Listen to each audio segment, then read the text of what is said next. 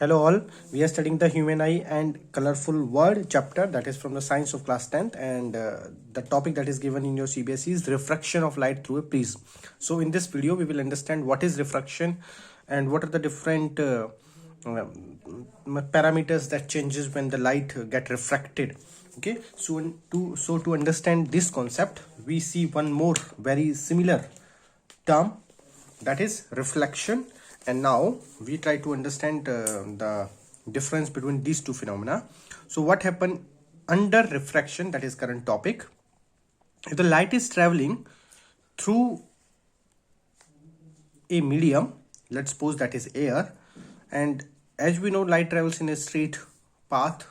Now if this medium air having another medium, means medium air is in contact with the another medium, that is water. So at the interface what will happen, the light will actually now changes or get diverted a bit from its straight line. Okay, actually the light should go like this, it should go like this. So what will happen, ideally light should go in the straight line, but क्या होगा यहाँ पे थोड़ा सा, अगर मैं यहाँ पे इसको एक परपेंडिकुलर डाल के दिखाना चाहूँ, ठीक है, लाइट थोड़ा सा बेंड होगी, it will go by this pathway. ठीक है, instead of going into straight line इसका पाथ चेंज हो जाएगा जिस डायरेक्शन के अंदर ये मूव कर रही थी. एंड अब यहाँ पे क्या हुआ है, इस एंगल की अगर मैं बात करूं और इस एंगल की बात करूं तो डेफिनेटली इस एंगल की मैं बात करूं और परपेंडिकुलर, ये this is perpendicular P which I call it P perpendicular के साथ जो इंसिडेंट रे है, ये आई है, इनकमिंग रेज और इंसिडेंट रे है. नाउ दिस इज रिफ्रैक्टेड रे. ठीक है, लाइट की रिफ्रैक्टेड रे है, और मैं इस एंगल की बात करूं, if I talk with this angle, तो यहां दोनों का एंगल डिफरेंस हो जाता है. और इस फिनोमेना की वजह से, क्योंकि लाइट अपने पाथ को से थोड़ा सा डाइवर्ट हो जाती है, we see various like interesting aspects of the light. For example, अगर हम पेंसिल बेंड करें वाटर के अंदर, and like half, if pencil is there, like let's suppose like this, if we take a glass, ठीक है, that is made up of glass, ठीक है, कांच का अगर हम ग्लास लें एंड अगर हम उसके अंदर पेंसिल बेंड करें तो that will seems us like this, actually कि ऐसे हमें दिखाई देगी पेंसिल, थोड़ा सा बेंट हमें पेंसिल दिखाई देगी पानी के अंदर जब हम देखते हैं. ठीक है, सेकेंडली अगर हमें कोई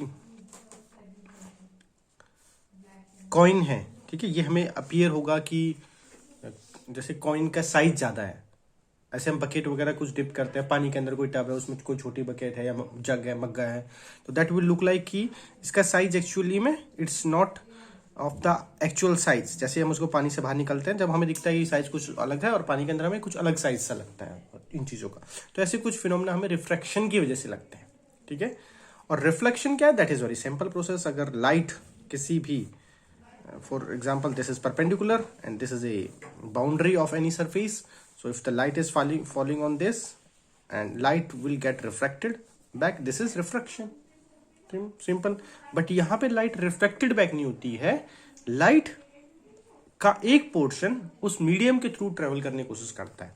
अभी ऐसा हो क्यों रहा है, एयर और वाटर मैंने दो मीडियम क्यों लिए हैं, ये इसलिए लिए हैं क्योंकि डेंसिटी एयर की लेसर है. ठीक है, डेंसिटी एयर की लेसर है और वाटर की डेंसिटी क्या है, इट्स ग्रेटर देन एयर. अगर नेक्स्ट मैं इधर वाटर लेता हूं और नीचे ग्लास लेता हूं और वो ग्लास की डेंसिटी ज्यादा है, तो again that same phenomena will happen over there. ठीक है, तो डिपेंड करता है कि मीडियम की डेंसिटी कितनी है. अगर एयर के अंदर ही लाइट ट्रेवल कर रही थी तो उसको कोई प्रॉब्लम नहीं है, बट जैसे ही मीडियम डेंसर उसको मिला तो होता क्या है, आप इसको कैसे याद कर सकते हैं, लाइट थोड़ी सी डर जाती है और लाइट डर करके परपेंडिकुलर की तरफ बेंट हो जाती है. ठीक है, दोबारा से अगर मैं इसको मैं दोबारा से यहाँ पे वाटर, मतलब लेट्स सपोज कि वाटर की बाउंड्री फिनिश हो रही है, again this is entering into the air, तो दोबारा से ये इंसिडेंट रे बन जाएगी और ये मैंने यहाँ परपेंडिकुलर डाला, लाइट दोबारा से अपने अब क्योंकि अब डेंसर मीडियम से रेयर मीडियम में लाइट इंटर कर रही है, तो दोबारा से लाइट क्या करेगी, it will move away from the perpendicular. ठीक है, इसका एक्चुअल एंगल ये होना चाहिए था, इस क्योंकि स्ट्रेट लाइन इस पे ट्रेवल करनी चाहिए थी, now it will move away from the perpendicular. तो ऐसे आप याद कर सकते हो कि रिफ्रैक्शन दो मीडियम के बीच में होता है हमेशा, और जो डेंसर से जब लाइट रेयर से डेंसर मीडियम में आती है तो परपेंडिकुलर की तरफ डाइवर्ट होती है, डर जाती है, और जब लाइट डेंसर से दोबारा रेयर के अंदर तरफ आती है तो फिर दोबारा से फैल के चलती है, फिर दोबारा से परपेंडिकुलर से दूर हो जाती है। ठीक है, तो जितना ज्यादा मीडियम डेंस होगा लाइट को चलने में उतनी प्रॉब्लम होगी। ठीक है, जितना ज्यादा मीडियम रेयर होगा लाइट उतनी तेजी से चलेगी।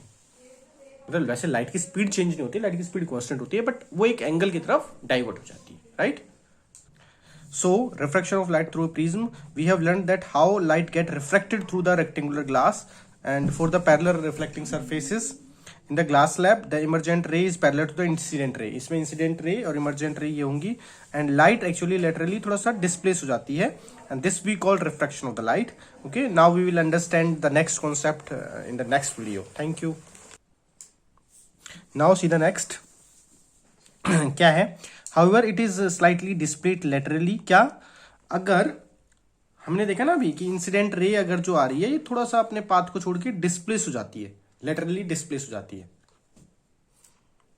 ठीक है, देन यहां पे क्या लिया है उन्होंने एक्सपेरिमेंट में, अभी तो हमने एयर और वाटर के अंदर समझा, यहां उन्होंने एक्सपेरिमेंट में ग्लास ले लिया है। तो डेंसिटी किसकी सबसे ज्यादा है, ग्लास की, फिर किसकी उससे कम किसकी है, वाटर की, और सबसे कम किसकी है, एयर की। ठीक है, और उससे भी कम अगर डेंसिटी की बात करें, हवा भी हटा दे तो क्या बचेगा, वैक्यूम।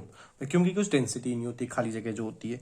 नेक्स्ट लाइन क्या है, how would the light gate reflected through a transparent prism, consider a triangular glass prism. Prism क्या होता है, एक ट्रेंगुलर शेप का ग्लास का बना होता है, प्रिज्म ग्लास के बने होते हैं, like they are available in the different size. अब उसके अंदर होता क्या है actually, it has 2 triangular bases and 3 rectangular lateral surfaces. इसके अंदर प्रिज्म के अंदर जो ग्लास प्रिज्म है, बेस मतलब so we see the prism, ऐसा हमें प्रिज्म लगता है, it's a 3 dimensional glass, it's made up of 3 dimensional thing object, and it's having various lateral surfaces and the two triangular base and 3 lateral surfaces are present, right? These surfaces are inclined to each other, एक दूसरे की तरफ inclined होती हैं ये। The angle between 2 lateral faces is called angle of prism। जिस angle पे ये दोनों lateral face होती है उसको हम angle of prism कहते हैं। Let us now do an activity to study the refraction of light through the triangular glass prism। So that's very basic activity we have to do। So what we are doing, we are actually like on a drawing board, हम एक paper white sheet fix कर देते हैं drawing pin के साथ, and हमें क्या करते हैं, फिर ग्लास प्रिज्म प्लेस करते हैं, इस तरह से ग्लास प्रिज्म प्लेस करते हैं कि it reset on the triangular base, ये ट्रायंगुलर बेस पे रेस्ट करता है, एंड एक आउटलाइन हम प्रिज्म की ड्रॉ कर लेते हैं with the help of the pencil. Now what we see, we draw a straight line PE inclined to one of the rectangular reflecting surface से AB।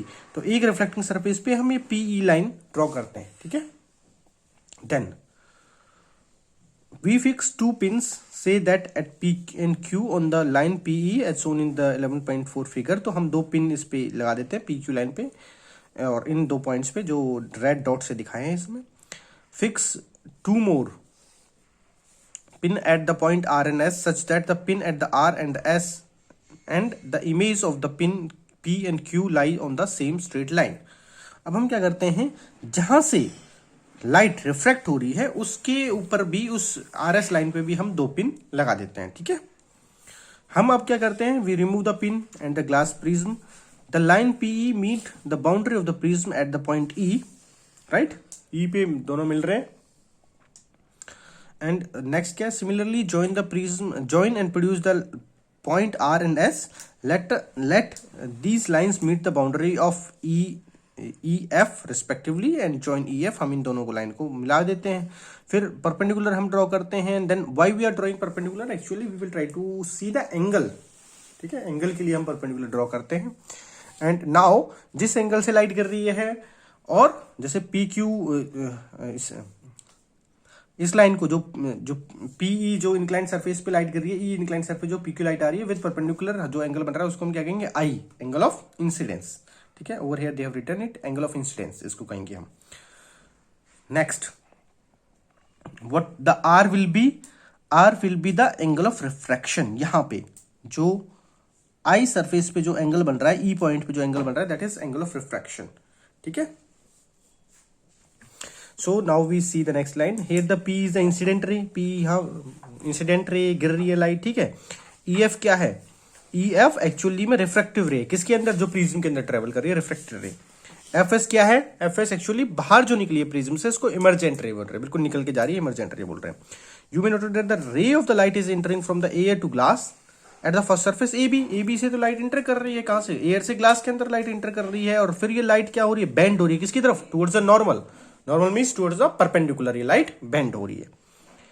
तो how we can understand then that, अभी जो हमने देखा, हम ऐसे समझ सकते हैं कि लाइट एयर से जब ग्लास के अंदर जाती है, जब रेयर से डेंसर मीडियम के अंदर जाती है, तो वो डर जाती है, और वो डर के परपेंडिकुलर की तरफ, टुवर्ड्स द परपेंडिकुलर वो मुड़ जाती है, बेंट हो जाती है। ठीक है, तो हम ऐसे समझ सकते हैं कि लाइट डर के परपेंडिकुलर की तरफ बेंट हो जाती है, वो थोड़ा उसका पाथ चेंज हो जाता है। Now we see the next. If we compare the angle of the incident and angle of reflection at each refracting surface of the prism, is this similarity of this kind of the bending of the light occur in the glass slab? The question is has been asked, the peculiar shape of the prism makes the emergent ray bend at the angle of the direction of the incident ray. This angle is called angle of deviation. Okay, now in this case delta d, this is actually the angle of deviation. Angle of deviation means light किस angle पे जानी चाहिए थी और किस angle पे अभी जा रही है, उसको हम एंगल ऑफ डेविएशन बोलते हैं। And make the angle of the deviation in the above activity and measure it. If we measure the angle of deviation then we will find the result. Now first we understand the setup by drawing a diagram.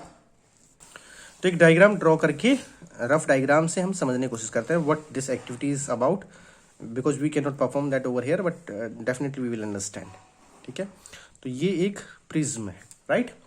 अब इस prism को हम इधर से light मतलब ये एक ए और बी हमने साइड मानी है, और इधर से लाइट गिर रही है, कोई दिक्कत नहीं है। लेट्स सपोज दिस रे इज फॉलिंग, राइट। अब हम क्या करते हैं, एक परपेंडिकुलर यहाँ पे ड्रॉ कर लेते हैं जहां पे लाइट गिर रही है, एक बिल्कुल 90 डिग्री का एक परपेंडिकुलर ड्रॉ कर लेते हैं। ठीक है जी, इस परपेंडिकुलर को मैं सॉलिड लाइन से ड्रॉ कर रहा हूं। अब डेफिनेटली अगर लाइट यहां से गिर रही है और ये एंगल है, तो ये क्या होगा, एक एंगल यहां बनेगा। ठीक है, किसी भी सरफेस पे एंगल बनेगा ये। जैसे हम क्या करते थे, रिफ्रैक्शन का याद करो, रिफ्लेक्शन का, यहां परपेंडिकुलर है। ठीक है, ये मान लो परपेंडिकुलर है, लाइट मान लो यहां से आ रही है और यहां से जा रही है टकरा के, तो हम क्या करते थे, इस परपेंडिकुलर पे हम क्या एक एंगल बनाते थे। ठीक है, इंसिडेंट एंगल, और लाइट जा रही है तो यहां हम एक और एंगल बनाते हैं, रिफ्रैक्टेड एंगल। ये हमने रिफ्लेक्शन में समझा, रिफ्लेक्शन में। ठीक है, अब हम रिफ्रैक्शन समझ रहे हैं, क्या है रिफ्रैक्शन। तो नेक्स्ट, अब क्योंकि ये है एयर यहां पे और ये है ग्लास, तो ये है रेयर, ये है डेंसर, ग्लास है डेंसर। तो अब जैसा हमने याद किया कि ये वैसे जानी चाहिए थी, ऐसे जानी चाहिए थी। ठीक है, अगर ये नहीं होता प्रिज्म तो सीधी लाइट ऐसे जाती, बट अब हो क्या रहा है, अब लाइट परपेंडिकुलर की तरफ बेंड हो जाती है। तरफ मतलब इधर की तरफ बेंड होगी, इससे इधर। अगर मैं इसको इधर की तरफ बेंड करूं, इस एंगल की तरफ बेंड करूं, तो ये अवे फ्रॉम द परपेंडिकुलर है, और अगर मैं इस एंगल की तरफ बेंड कर रहा हूं तो ये टुवर्ड्स द परपेंडिकुलर है। तो लाइट डर के, जो हमने अभी ट्रिक्स थोड़ी याद रखी कि लाइट डर के परपेंडिकुलर की तरफ बेंड हो जाती है, ऐसे बेंड हो जाती है।